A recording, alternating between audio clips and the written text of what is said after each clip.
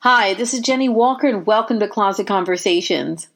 Today I want to talk to you about selling online as a brick and mortar store as well as selling on multiple platforms for those of you who already sell online. We have had some amazing experiences working and selling with eBay, so much that the store sales for Viden Luxury Consignment are now 50% of our business, and our online sales are the other 50% of our business. This is something that was trending in the first few months of our opening our store 3 years ago. We did have an online presence and something that I started immediately for the store, simultaneously with opening it up for brick and mortar. And that number just kept growing and growing and growing, and it stabilized at 50% of our sales. And that is the single most important thing we did to be successful with a brand new store where there's no traffic, no customers, no history, and going online was just everything. And so as we've sort of, matured with eBay and we're thinking about, well, how else can we grow our business? The first thing that comes to mind is to sell on other platforms. Now, the software that we use, it's called Liberty 4. They just have a new version, Liberty 5, that's come out. It does have an eBay integration, and that's why it's so easy for us as a brick and mortar consignment shop to push our listings and it be all tied through our inventory system through the Liberty software that's put out by Resale World. That software is working to integrate with other online selling platforms such as Leprix. You can push to Spotify and other things like that. They are working to push to other online platforms. But at the moment, they do not push to Poshmark and they do not push to a new platform called StockX.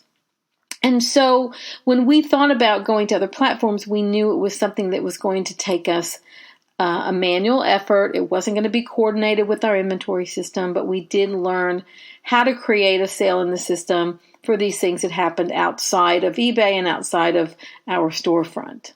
So we went to StockX, and the reason we went there first of all of the ones we could have gone to is because the rep happened to be in town in LA and asked to meet with us, and we were like, absolutely, come in, have a conversation, tell us more about your platform that I'd read about.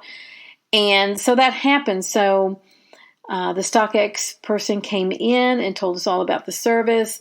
And it turns out they only sell about 19 brands. So it's a very narrow profile there for the goods that they sell. They started out with sneakers and urban streetwear, and they've expanded into luxury goods and accessories as well as watches. And so when we went through the inventory in our Walker Viden store, we saw about 20 things that would quote unquote qualify to be on their site. And their site is very rigid with conditions. I mean, all of the product has to literally be new or like new.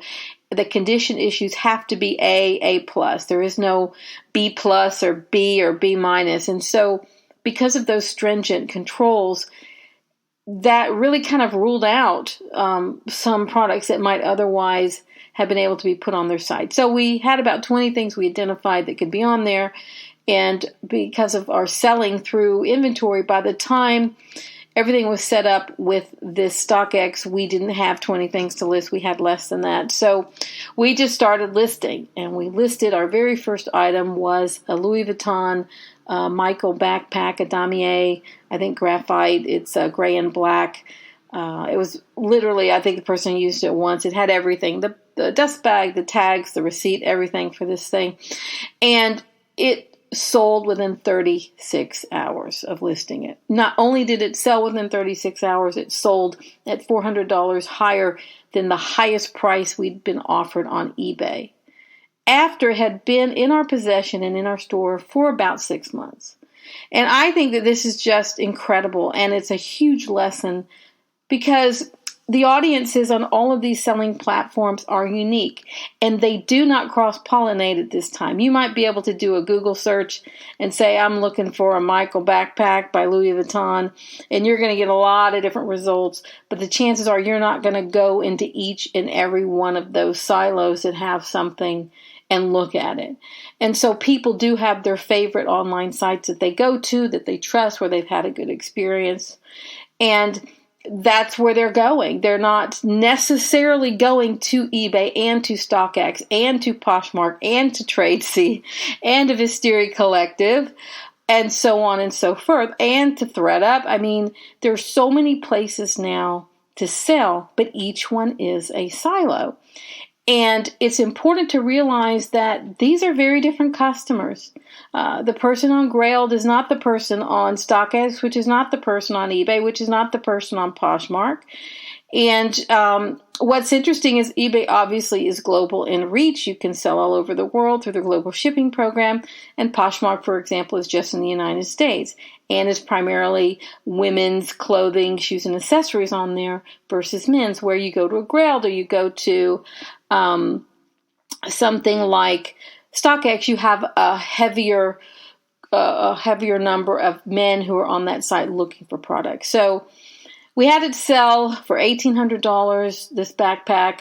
The highest offer we'd gotten on eBay was $1,400, and we'd had it for 6 months. It's something that we owned. It wasn't a consignment item, and we were just thrilled. And so that really did a lot to get us excited about selling on other platforms. We sold it fast, and we sold it for a lot of money. So we were very excited about that.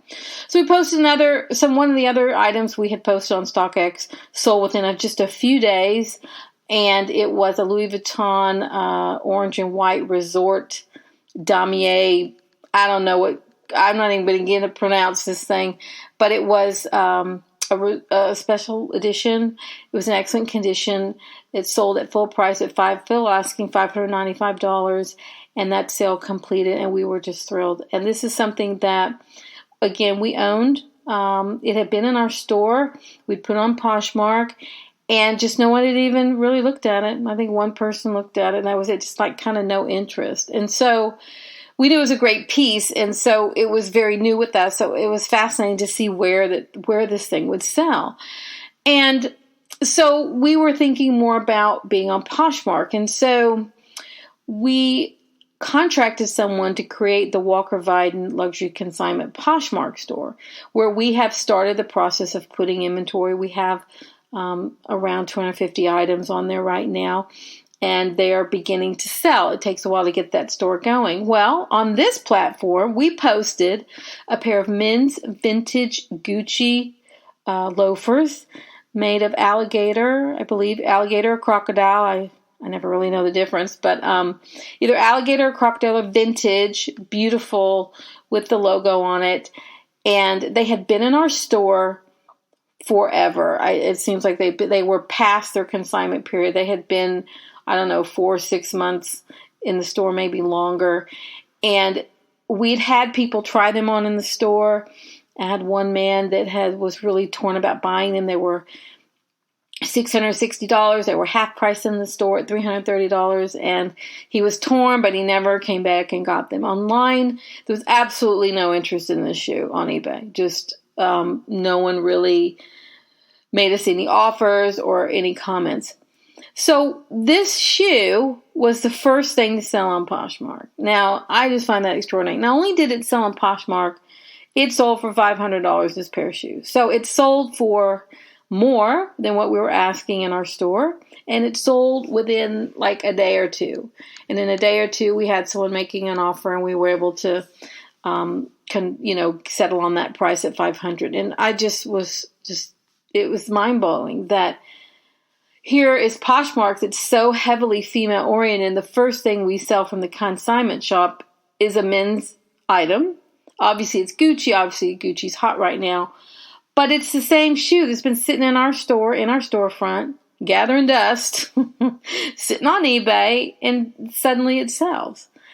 This item would not have qualified to be on StockX because they don't deal with vintage men's shoes. And this is something very important to take note of. They are different audiences on different platforms, and to be able to cross-post is going to be a really huge benefit to your selling. It's going to bring you new people. It's going to sell things that perhaps won't sell elsewhere. I'm not even say perhaps, that aren't going to sell elsewhere, that aren't going to sell in a storefront. And most brick and mortar stores that are luxury consignment do not have an online presence. The ones that do seem to be doing very well. The ones that don't have online, one of the things I noticed that these brick and mortar consignment shops that are suffering, most of them, to what I can see, do not have an online presence. I mean, this is where the people are. This is where the public is. And when you get stats from PayPal sent to you, and it'll say something like 40% of your sales were created from a mobile device and 60% were desktop, something like that. Or it'll say, this many people were paying with a PayPal balance and only this many people were paying with a credit card. So it's telling you that people that are within platforms are using, perhaps, I don't know for sure, their balances, so their PayPal balance that may or may not have come from an online platform where they're selling, but they're using PayPal balances more than credit cards in our instance to pay for what they buy on eBay. I mean, there's so much going on that we're all trying to wrap our heads around.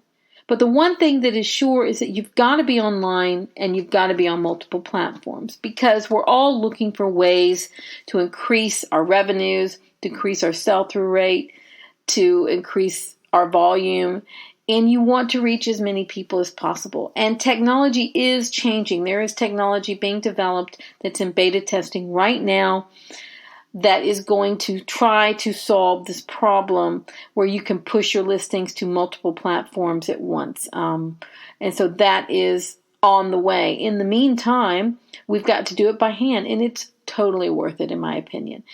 I think it's very interesting to see that different items are selling on different platforms. And I think it's just the way that these things are working. They are different audiences. And so you can't expect everybody is going to be on eBay. And I love eBay, and there's nothing wrong with eBay. I am a big fan of eBay. I, do so much business on there. But eBay is a mature platform, and there's a lot of these new platforms that are app-based that are really speaking to the millennials, that are speaking to much younger people who are becoming, it's all this whole new trend about streetwear and sneaker collectors, and it's just gotten to this really interesting place where not only are these younger people interested in recycling, and they're interested in what's happening to the planet, and they don't want all this fast fashion, and they want to be able to buy things that are quality at a good price. I mean, consignment and resale taps into all of these things: the desire to be unique, the desire to wear something different, the desire to recycle because it's just cool and it really is good for the planet. And I love all that. And technology is the single reason why all this is happening. And it's the ability to buy so easily with a click or a push of a button, and something can be sent to your home. And online retailers are making it so much easier for people than it's ever been. Free shipping to you, free returns. I mean, what do you have to lose? So I'm here to say that as someone who's experienced these things very recently, that it is all about going online, and it's all about being on multiple platforms. And we are so excited to get our Poshmark store going, and we cannot wait to get all of our inventory up there, because the goal is 100% of the inventory is on eBay, 100% is on Poshmark, 100% that qualifies is on StockX. And then when that is all done, we will start bringing in other platforms. And I just think that it's just something that's working for us that I want to mention, so that perhaps you can think about it as something that you might want to incorporate into your business. And that's it. This is Jennie Walker with Closet Conversations. If you enjoyed what you heard just now, feel free to leave a comment, give a 5-star review. Just let me hear from you. It'd be great to know that people are listening to this podcast and getting something out of it. Again, this is Jennie Walker with Closet Conversations. I look forward to speaking to you another time.